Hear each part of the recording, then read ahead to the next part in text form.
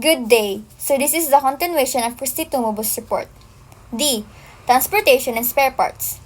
Importation of transportation and spare parts of new and expanding registered enterprises shall be exempt from custom duties and national taxes, provided they are not manufactured domestically in sufficient quantity, comparable quality, or reasonable prices.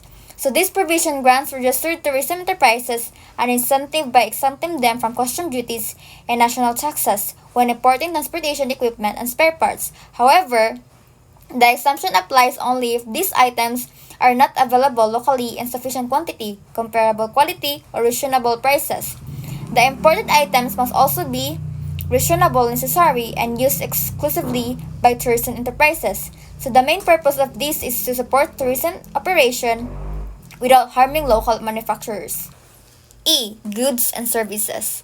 Importation of goods consumed and services rendered within a TEZ or Tourism Enterprise Zone shall enjoy 100% exception from taxes and customs duties, provided goods are not imported from wholesale or retail operation in competition with DFPCA.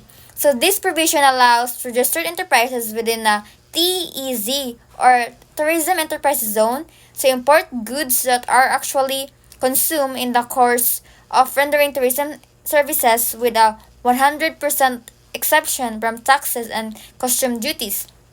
However, the goods must not be used to operate wholesale or retail businesses that compete with local establishments. So the enterprises are entitled to a tax credit for national internal revenue taxes paid on locally sourced goods and services used in tourism enterprise zone operation. So the next one is tax credit incentive. A tax credit equivalent to all national international revenue taxes paid on locally sourced goods and services used directly or indirectly by the registered enterprises within the tourism enterprises zone. So this incentive encourage registered enterprises to engage in socially responsible activities.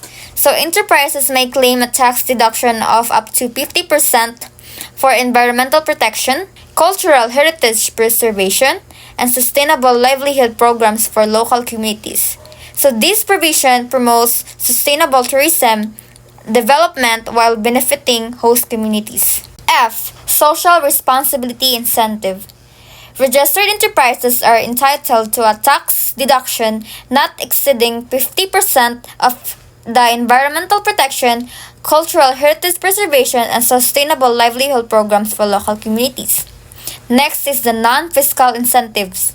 So this includes employment of foreign nationals, special investors, resident visa, foreign currency transactions, and protection against the ownership of land.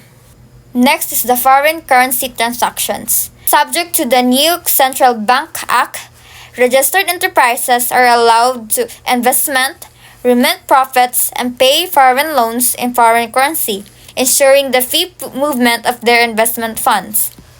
The next is the requisition of investment.